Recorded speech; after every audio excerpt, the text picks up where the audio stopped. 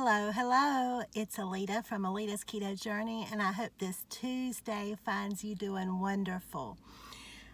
I just got out of the gym, got my workout in, and I wanted to jump on and do a quick video. I'm going to try to make this as quick as possible. But when I realized this morning what today was, I just felt like sharing a little bit more of my journey with you guys. It's not all about working out and eating right. It's the little victories, that you celebrate along the way that means so much. And I've had one of those days today that, some days you just feel like your cup runs over with being grateful for where you are in life. And so I wanted to share a little bit with you today. So when I woke up today, I got on Facebook to look at my memories. I haven't engaged at all with people on Facebook. I've just been looking at my memories every day and kind of paying attention to the last couple weeks. The post from 3 years ago. Because August 30th was my 3-year anniversary from my first emergency neck surgery. And having lost 85 pounds, and being able to walk and talk right and just smile genuinely, be happy, means so much to me right now. So I wanted to take a moment and just tell you what today is to me. The 14th of September, 2018, I woke up and was having a horrible day of recovery. It had been a little over 2 weeks, like 2 weeks and a couple days since my emergency neck surgery. I was staying with my in-laws because they didn't have steps at their house, so it was easier for my recovery, and I didn't have to go to rehab as long as I didn't have to go to up steps. So I was staying with my in-laws, and my husband come down that morning, checked on me. I was having a rough day, but there was no reason for him not to go to work. So he went to the recording studio, did some work, and my mother-in-law took care of me. I didn't eat all day. The nurse came by. I had a nurse that came by every day to check on me, and I had a therapist, physical therapist, and a speech therapist that came by a few times a week. And that day I just didn't feel like doing anything. I just wasn't with it. And I told my nurse that, I was like, I'm just not in it today. And she said, that's okay. You're going to have days like this. This is going to be a long recovery.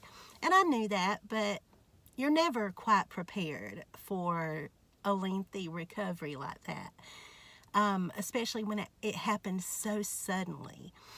So anyway, the nurse told me not to worry, go back to bed, feel better. She'd see me the next day, whatever. So I went and laid down.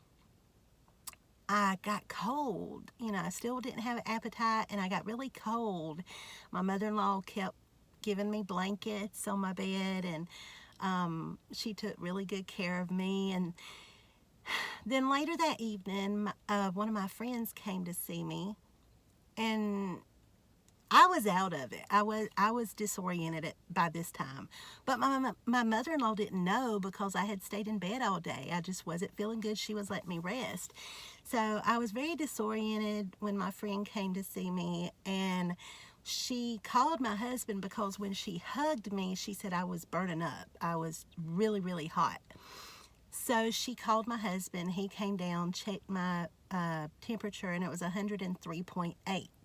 So he called the surgeon, and they told him to get me to the hospital immediately. Well, we're like an hour away or a little more from that hospital, but we nailed it and got there.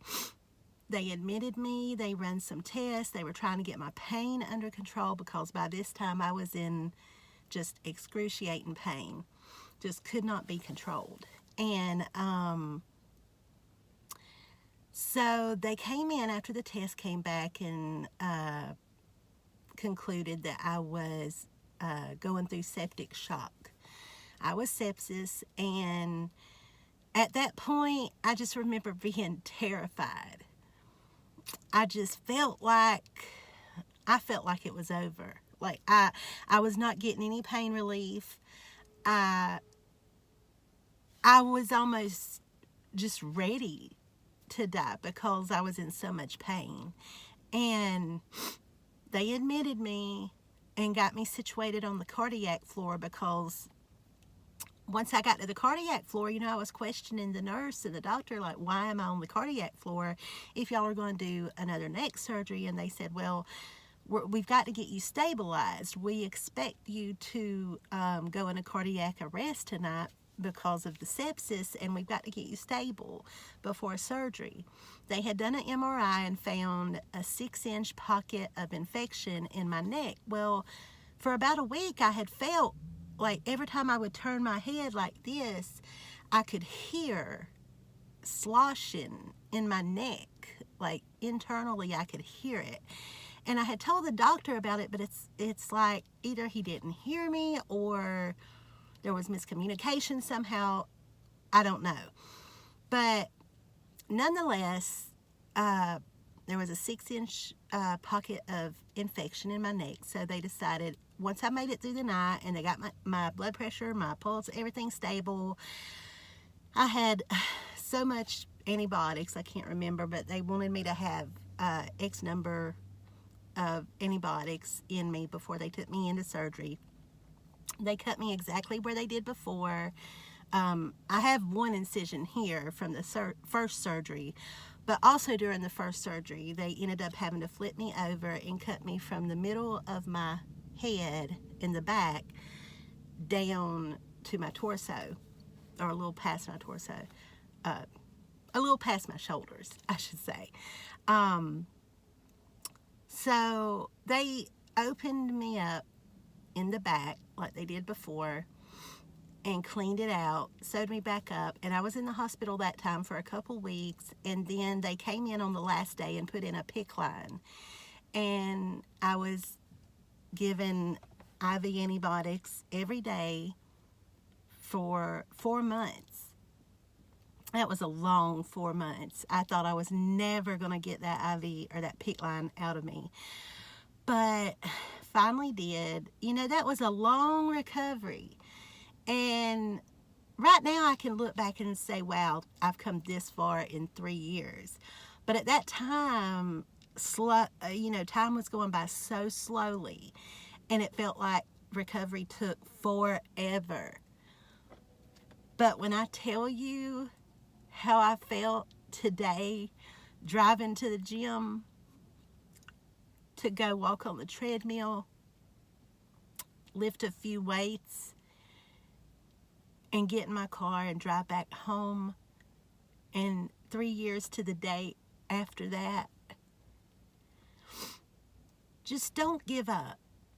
No matter where you are on your journey, don't give up. And I realize it could have been a lot worse. There's people that goes through a lot worse things than that every day. But that's the worst thing I've ever been through. And just to see how far I've come in 3 years, it just amazes me. And I guess it's because it's me. I know how I felt that day. I know how I feel today. And the difference is unimaginable unless you've been there. So I basically just wanted to get on here and just say, don't give up. It's never too late, because I really thought that was it. I was going to die at 40. That's what I thought. But I didn't, and I'm not. And I'm doing the damn thing. So that's it. I just wanted to let y'all know what September 14th meant to me. It's the day that 2018, I might have felt like it was the end of my world. But in 2021, it makes me just that much more proud of myself for how far I've come in such a short amount of time. So that's all. I hope you guys are having a wonderful day, a wonderful week. And until next time, be happy and stay safe. I love you guys. Bye.